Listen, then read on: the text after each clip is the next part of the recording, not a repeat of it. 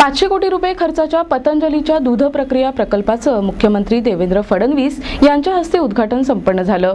यावेळी योगगुरू रामदेव बाबांसह अनेक मान्यवर उपस्थित होते। सहकार्यात माणसं मोठी झाली, तालुक्यात ब्रँड निर्माण झाले, पण ते तालुक्यापुरतेच मर्यादित राहिले। आता संस्था मोठ्या करायच्यात, दूध क्षेत्रात महाराष्ट्राचा एक वेगळा ब्रँड निर्माण करून इतरांशी स्पर्धा करायची आहे, असं सांगताना काहींनी नागपूर येथील बाबा रामदेव यांच्या पतंजली फूड पार्क साठी जमीन दिल्यानं टीका केली। टीका करणाऱ्यांनी पतंजलीस दिलेल्या भावात जमीन मागावी, ती आम्ही विना टेंडर द्यायला तयार असल्याचं मुख्यमंत्री देवेंद्र फडणवीस यांनी सांगितलं। नागपूर पाठोपाठ पतंजली उद्योग समूहाच्या वतीनं आता नगरमध्ये बसस्थान बसवलंय। पतंजलीनं आता दुग्ध व्यवसायात उडी घेतली असून नगर जिल्ह्यातील नेवासा तालुक्यातील खडका फाटा येथे पहिल्या दूध प्रकल्पाचं उद्घाटन मुख्यमंत्री देवेंद्र फडणवीस यांच्या हस्ते झाला। या निमित्तानं बहुराष्ट्रीय कंपन्यांबरोबरच आता त्यांच्या दुग्धजन्य पदार्थांची टक्कर राज्यातील सहकार तसंच खासगी क्षेत्रांबरोबर होणार आहे। लाख लिटर दुधाचं संकलन करून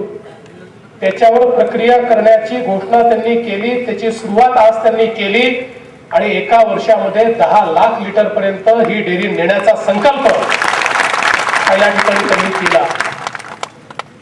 मालाला भाव न मिळाल्यामुळे शेतकऱ्याला शेती परवडत नाही, जोड धंदे संपलेले आहेत, दुधाची अवस्था वाईट आहे। अशा सगळ्या परिस्थितीमध्ये आमचा शेतकरी होरपळत असताना त्याच्यावर उपाययोजना काय आहे?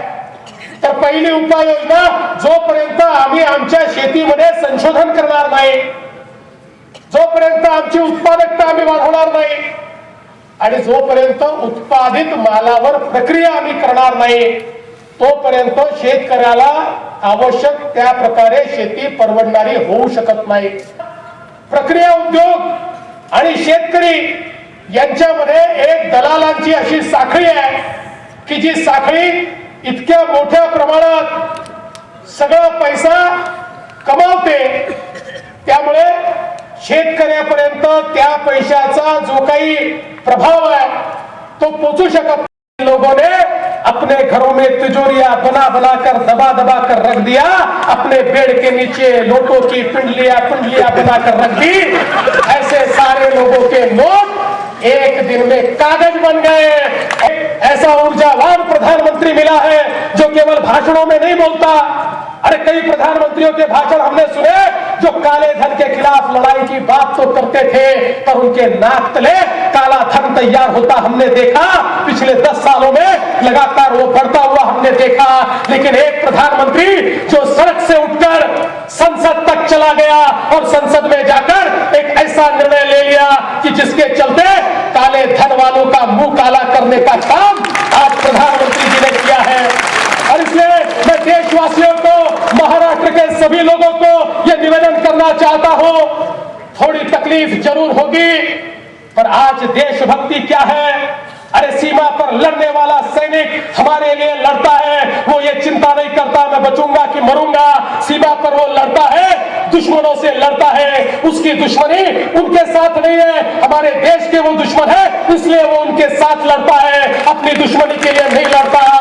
खासगी कंपन्यांकडून गाईचं तूप, दुधाची पावडर खरेदी करून त्याची विक्री पतंजलीच्या ब्रँड नेमनं केली जात होती। पहिल्याच टप्प्यात कॅडबरीला टक्कर देणारा एनर्जी बार, बोर्नविटाशी स्पर्धा करणारा पॉवरविटा ही दुग्धजन्य उत्पादनं बाजारात आणली होती। त्याचा मोठा प्रतिसाद मिळाला। त्यानंतर आता ते डेअरी उत्पादनात उतरल्यात। त्याकरिता त्यांनी राज्यात सर्वाधिक दूध असलेल्या नगर जिल्ह्याची निवड केली आहे। पहिल्या टप्प्यात सुमारे 250 कोटींची गुंतवणूक केली जाणार आहे। याच परिसरात गोशाळाही सुरू करण्यात येणार आहे। 100 कोटींचा टर्नओव्हर या प्रकल्पामार्फत होईल। जनतेला भेसळयुक्त दुधाची भीती वाटते, एक विश्वास निर्माण करण्यासाठी पतंजली हे पाऊल टाकत असून 5 लाख लिटर दूध संकलनानं सुरुवात करत एका वर्षात 10 लाख लिटर क्षमता पूर्ण करू असा विश्वास योगगुरू बाबा रामदेव यांनी व्यक्त केला। हा प्रकल्प म्हणजे योग क्रांतीनंतर दुग्ध क्रांतीचं पाऊल असल्याचंही बाबा रामदेव यांनी सांगितलं।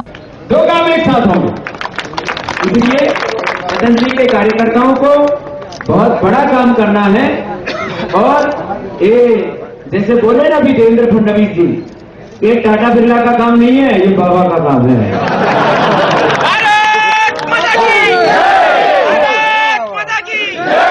टाटा बिरला ये काम कर ही नहीं सकता।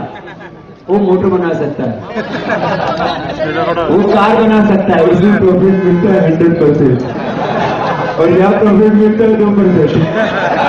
तो 2% अपने को तो 1% भी नहीं मिले, बराबर भी हो जाए तो काम कर रही है, लेकिन उनको तो बड़ा प्रॉफिट खाने की आदत पड़ गई है ना।